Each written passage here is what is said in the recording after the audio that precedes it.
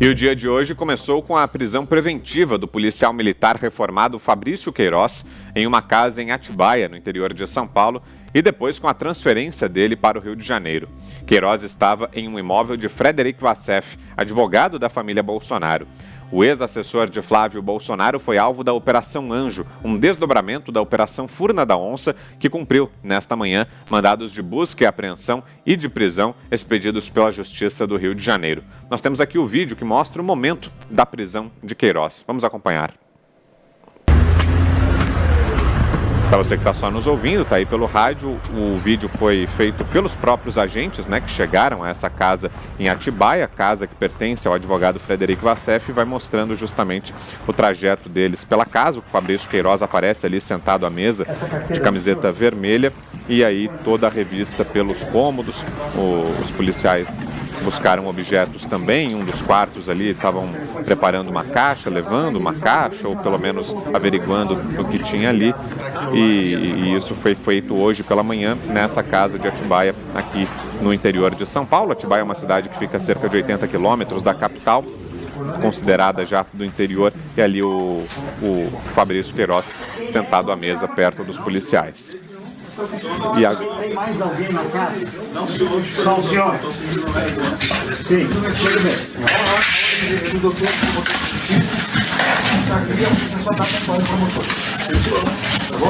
Tem. Senhor Fabrício, o senhor tem alguma arma aqui, não, alguma droga? Nós vamos examinar. Não, não. Tem alguma quantia de dinheiro aqui? Não. Tem carteira. Os documentos estão onde? Doutor, se o senhor quiser poder sentar aqui, ali tem um celular também, era bom pegar lá. Já está aqui, está aqui. O carregador desse celular está ali? Você está vendo ali? Está bom. No local foram apreendidos R$ 923 em espécie, 2 aparelhos celulares e 3 chips, alguns documentos e receitas médicas. Fabrício Queiroz é investigado desde 2018, depois de uma movimentação atípica de R$ 1.200.000 no intervalo de um ano em suas contas bancárias. O Ministério Público do Rio de Janeiro apura a prática de rachadinha na Assembleia Legislativa do Rio, onde Queiroz trabalhou como assessor do então deputado Flávio Bolsonaro.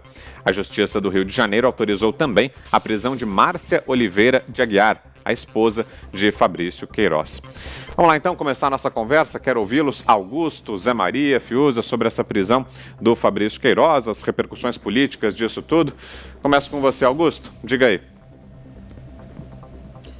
Bom, eu disse desde o primeiro momento que no lugar do Flávio Bolsonaro, eu diria que eu havia aderido a uma prática que é adotada por 999 a cada 1.000 parlamentares, aí estou somando vereadores, deputados estaduais, deputados federais e senadores, chamada rachadinha.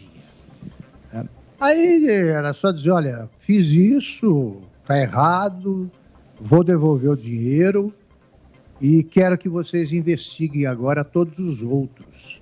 Começando pela Assembleia Legislativa, de que eu fazia parte, falando eu, no caso, o próprio Flávio.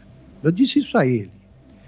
E quero que vocês investiguem todos, começando por aqui, até porque o presidente da Assembleia Legislativa foi quem mais movimentou esse dinheiro aí de rachadinhas, o atual presidente que é afiliado ao PT. E também disse desde o começo que você negar uma evidência te leva a uma outra mentira, depois de mais uma mentira. Aliás, é o que diz o presidente Lula, que nunca seguiu o conselho que ele mesmo deu. Ele mente sem parar, e eu acho que quando se trata de fatos, eles acabam surgindo. Então é melhor reconhecer. O Flávio Bolsonaro não seria punido, porque graças ao ex-ministro e deputado petista José Eduardo Cardoso, nenhum parlamentar pode ser punido, pode ter o mandato cassado, por exemplo, por ocorrências aí, digamos, ilegais constatadas num mandato exercido anteriormente. Termina o mandato, termina a possibilidade de punição, é vida que segue. Ao não fazer isso, o deputado e o senador Flávio Bolsonaro, até por ser o filho do presidente da República, se expôs a se transformar, né? Ele se transformou num alvo permanente para todos os inimigos do governo e inimigos do pai. Nesse momento, por exemplo, eu acho que o Queiroz precisa falar, precisa ser investigado, e esse caso, como todos os outros casos suspeitos, tem de ser esclarecidos. Então, sempre fui a favor de investigações minuciosas, duras, em torno de qualquer suspeita de irregularidade. Feitas essas ressalvas, eu queria dizer o seguinte: eu quero saberemos, primeiro, por que o Fabrício Queiroz estava, isso aí é complicado, estava numa propriedade pertencente ao advogado do Flávio Bolsonaro.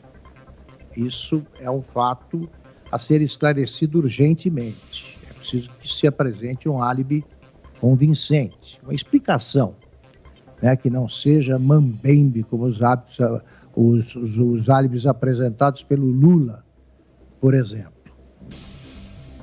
Além disso, é preciso saber por que ele foi preso. Ele era foragido, o mandado de prisão foi expedido em nome do quê? Ele é o único investigado sobre esse caso das rachadinhas.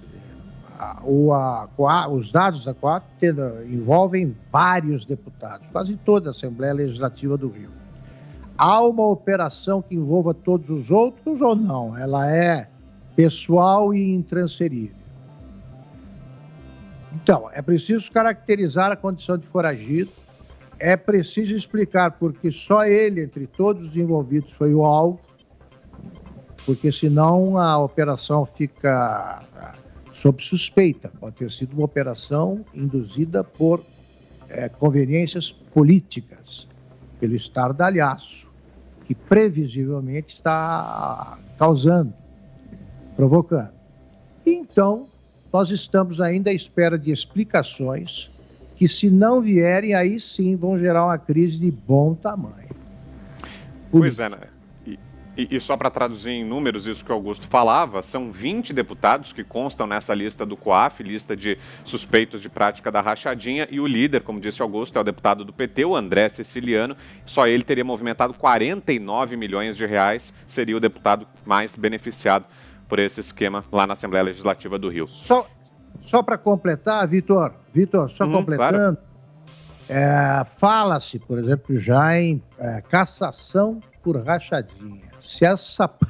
Se isso acontecer, você vai ter, até por coerência, milhares de cassações por todo o país. Diga, Zé Maria. Olha, é meio incompreensível até por tudo isso que nós estamos dizendo, né? Na verdade, inicialmente eram 27 deputados investigados ali, alguns foram retirados, né, que estavam com movimentações consideradas atípicas. Essa investigação começou quando o COAF detectou que havia ali uma movimentação entre assessores da Assembleia Estadual do Rio de Janeiro. E desses, 9, inclusive o então deputado Flávio Bolsonaro, né, tiveram sigilos quebrados. E é isso mesmo que vocês falaram aí, movimentações estrondosas. Por exemplo, uma assessora do André Siciliano, a Elisângela Barbieri, ela movimentou 26 milhões e 5 mil reais. 26 milhões. Ninguém escuta falar nada dessa investigação.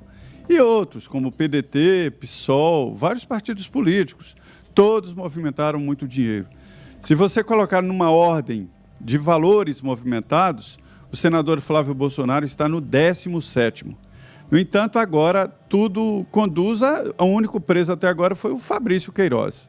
No caso do Fabrício, é que a quebra de sigilo mostrou que depósitos na conta dele coincidiram com os dias de pagamento de salário na Assembleia, né?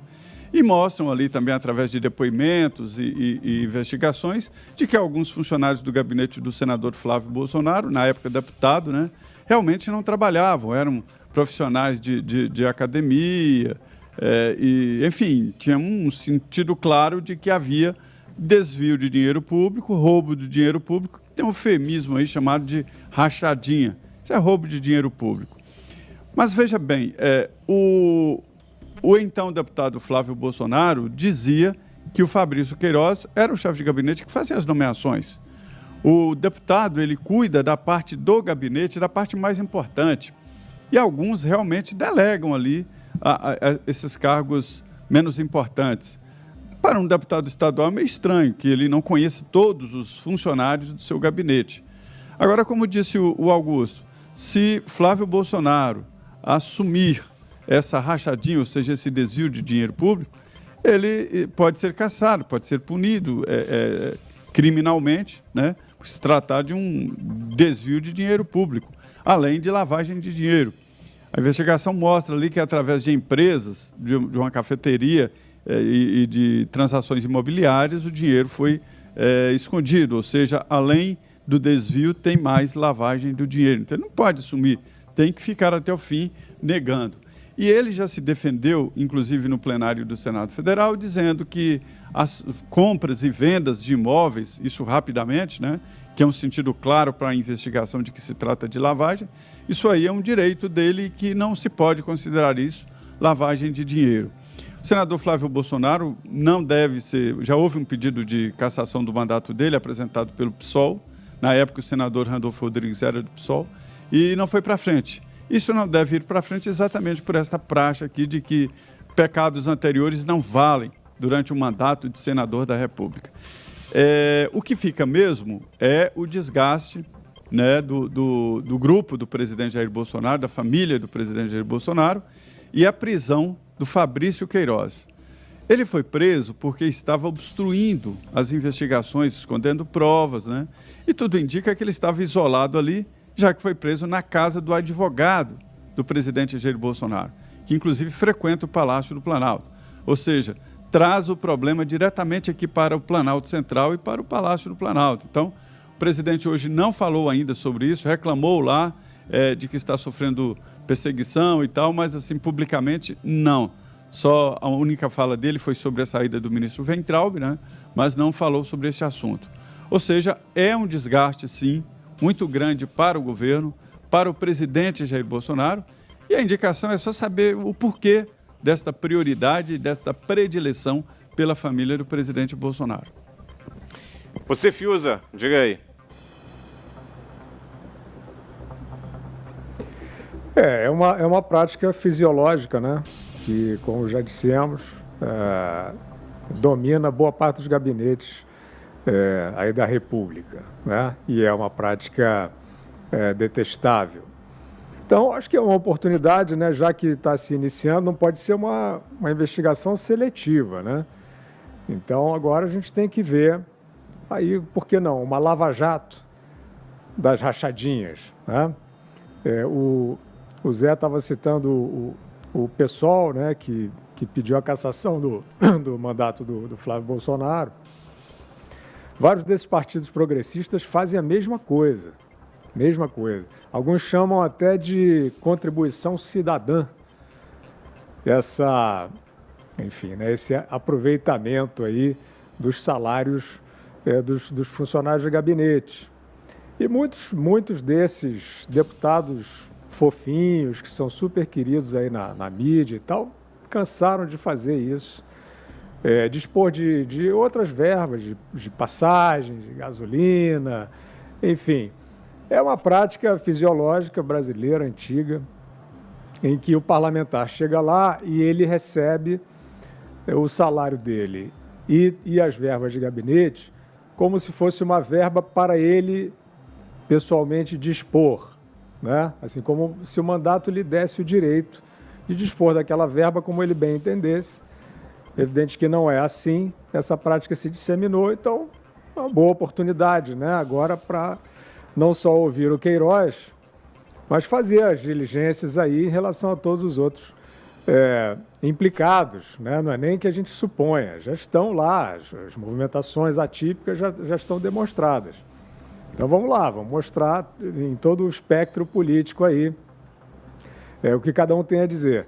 Agora, só para completar, Vitor, a grande questão política em torno desse caso Queiroz na verdade, decidir, né, assim, ou colocar aí na berlinda para a opinião pública se o projeto Bolsonaro, se o governo Bolsonaro, ele tem uma pauta de combate à corrupção ou não, né? Ou se a diretriz, a linha ali enfim, também permeável à corrupção. E aí já feita aí a avaliação do mandato pregresso, do filho do presidente e do seu assessor, ex-assessor que foi preso, o que me interessa, na minha observação sobre o governo Bolsonaro, são as práticas do governo Bolsonaro, né, em relação à questão de corrupção. Com 1 ano e meio aí, não há casos de corrupção no governo, ao contrário. O que a gente tem, por exemplo, no setor de infraestrutura, que é um setor historicamente absolutamente intoxicado por corrupção, né? A área de transportes sempre foi, tragicamente, um antro, né? de negociatas. Essa área não é que ela não tenha casos de corrupção, não. Ela está recebendo até agora um choque ético, né? A presença do ministro Tarcísio Gomes de Freitas, com um trabalho excelente de abertura da economia, de atração de parcerias privadas, de entrega de obras, inclusive durante a pandemia. Isso se faz num ambiente, até onde a gente está observando, de total lisura, numa área que é bem complicada. Então, acho que em termos de agenda governamental do governo federal Bolsonaro, a gente está vendo uma pauta contra a corrupção resistindo. O caso do Queiroz, a gente vai ver o que a investigação vai dizer.